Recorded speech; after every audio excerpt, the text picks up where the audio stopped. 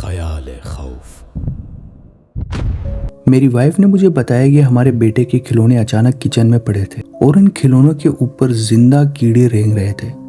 हमारा घर बिल्कुल साफ होता था, लेकिन उस दिन एक बिल्ली जो हमारे घर आती थी वो भी दरवाजे पर मरी हुई मिली।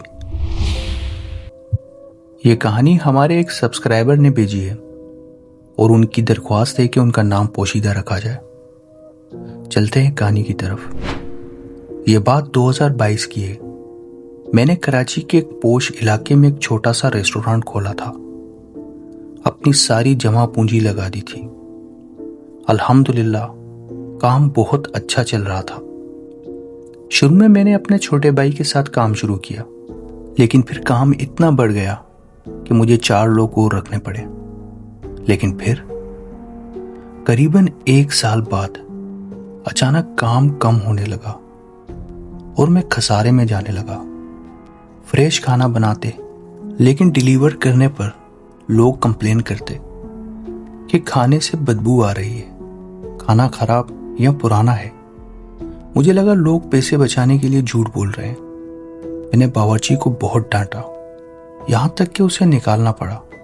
लेकिन ये चीजें रुक नहीं रही थी। मेरा एक ही बेटा था, तब उसकी उम्र 4 साल की थी। वो बहुत बीमार रहने लगा। मेरी नमाज से रग़बत खत्म होने लगी। मसाइल ही मसाइल थे। एक दिन मैं रेस्टोरेंट दाखिल हुआ तो देखता हूं फर्श पर ताजा खून के कतरे देखे। मेरे दिल में आया कि कुछ तो गेबी हो रहा है। यह सब कौन कर रहा है? मेरा छोटा भाई भी परेशान था। हमने एक आमिल से राब्ता किया। वो पैसे लेता रहा, वजीफे बताता रहा, लेकिन कोई बदलाव नहीं आया। अब बात सिर्फ मुझ तक महदूद नहीं थी। ये सब घर पर भी होना शुरू हो गया। मेरी वाइफ ने मुझे बताया कि जब मैं रेस्टोरेंट के लिए घर से निकलता हूं और वो जब घर में अकेली होती है तो घर में बहुत सारी अजीब व गरीब चीजें होती हैं, जैसे कदमों की आवाजें, बच्चों के रोने की आवाजें। एक दोपहर मेरी वाइफ किचन में खड़ी थी। वो बताती है कि उसे ऐसा महसूस हुआ कि बेडरूम में कोई भारी चीज घसीटी जा रही है। जब वो कमरे में गई तो वहां कोई नहीं था, लेकिन बेड की चादर ऐसे बिखरी हुई थी जैसे कोई वहां अभी बैठा हो या लेटा हो। एक और वाकया, मेरे बेटे ने रोना शुरू कर दिया। उसने कहा, अम्मी, वो जो लंबा सा आदमी है वो मुझे बेड के नीचे खींचता है। मेरी वाइफ ने सोचा बच्चा है, वैसी बातें बना रहा होगा। लेकिन जब उसने बेड के नीचे झुका तो वहां मट्टी के ऊपर कुछ उंगलियों के निशानात बने हुए थे, और वो मेरे बेटे की उंगलियों के नहीं थे, क्योंकि वो निशानात बहुत लंबी उंगलियों के थे जो कि बेड के अंदर जा रहे थे। फिर एक रात मैं बेड पर सोया था। मुझे लगा दरवाजे के बाहर कोई भागा है। मैं उठा, बाहर गया, कोई नहीं। वापस आया तो मेरे बेडरूम के दरवाजे पर मेरे देखते ही देखते किसी ने जोर से कोई चीज मारी, जैसे कोई जोर से अपना हाथ दरवाजे पर मारता है। दूसरे दिन मेरी वाइफ ने बताया कि हमारे बेटे के खिलौने किचन में पड़े थे और इन खिलौनों के ऊपर जिंदा कीड़े रेंग रहे थे। हमारा घर बिल्कुल साफ होता है, लेकिन उस दिन एक बिल्ली जो हमारे घर आती थी वो भी दरवाजे पर मरी हुई मिली। मैं बिल्कुल थक चुका था। एक दिन मैं बाजार रेस्टोरेंट का कुछ सामान लेने गया था। मुझे एक आदमी रास्ते में मिला। मुझे रोका और मेरी आंखों में देखकर कहा, भाई, आप पर किसी ने काला जादू किया है। जादू का नाम सुनकर मैं रुक गया। मैंने उसे ऊपर से नीचे तक देखा। मेरे दिमाग में कई सवालात थे।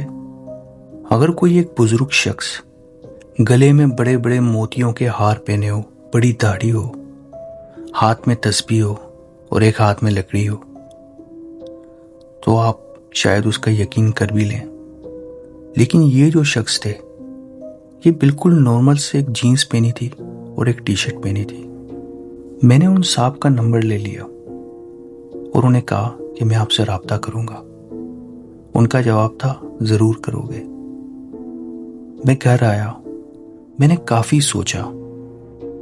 मैंने फिर उस अनजान शख्स से राब्ता किया। मैंने उससे पूछा, आपको कैसे पता चला? फोन की दूसरी तरफ से कहा गया कि मैं देख सकता हूं। मैं उनके बताए हुए पते पर गया। वो जगह एक किराने की शॉप पर वो शख्स बैठा था। मैं देखकर हैरान था। मुझे लगा कोई आस्ताना होगा, कोई मज़ार होगा या कोई ऐसी जगह होगी। मैं उनके पास गया। उन्होंने इत्मीनान से सब सुना और उन्होंने कहा कि आप गलत जगह मदद मांग रहे थे। किसी ने हसद में आकर आप पर काला जादू किया है। अक्सर हमारे ही होते हैं जो हमारी तरक्की देखकर ये कदम उठाते हैं। मैंने उनसे सवाल किया कि अगर काला जादू किया है तो कोई तावीज़ कहीं छुपा होगा या कोई चीज़ कहीं छुपी होगी। उन्होंने कहा कि मैं तावीज़ ढूंढने का इल्म नहीं रखता, लेकिन मैं आपको अल्लाह का रास्ता दिखा सकता हूँ। सिर्फ वही मदद कर सकता है। उसने मुझे कुछ आयतें लिख कर दी और कहा हर नमाज के बाद पढ़ें और सदका दिया करें। मैंने पैसे देने की कोशिश की, उन्होंने नहीं लिए। मैंने वैसा ही किया। अल्हम्दुलिल्लाह अब सब बेहतर है। मैंने वो रेस्टोरेंट बेच दिया, नया काम शुरू किया और जिंदगी में वो भी मसाइल अब नहीं रहे। जी, तो ये थी आज की कहानी। याद रखिए, जादू टोना या असरात कितने ही बड़े क्यों ना हो, अल्लाह की कुदरत से बढ़कर कुछ नहीं होता। अगर आपको भी ऐसा कुछ महसूस होता है तो सबसे पहले अपने रब की तरफ रुजू करें, बजाय इसके कि किसी आमिल के पास जाया जाए। अपना ख्याल रखिएगा। मिलते हैं अगली कहानी पर। तब तक के लिए अल्लाह हाफिज।